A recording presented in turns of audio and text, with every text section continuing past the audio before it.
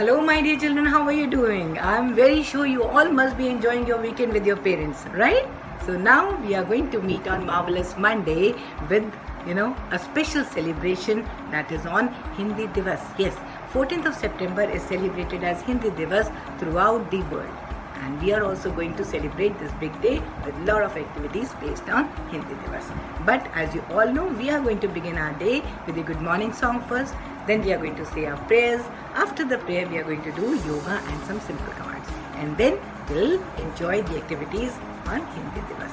And yes, we also will be introducing you to the concepts which would be taken up in your EduMax class at 11 o'clock.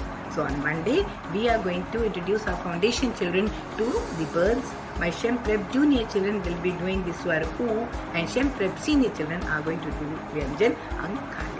And yes, you also know that in the evening also we have a very special program for you, that is the EduMax Plus, under which we have Be Creative for you, where you're creating lot of material with art and craft material. And yes, you are also learning various dance forms under the Flexible. You are also learning how to be more independent under life skills, and you also have a talk show to join where you're learning how to be being more confident when you're speaking before the public. And yes, how to use your grammar also in framing good sentences.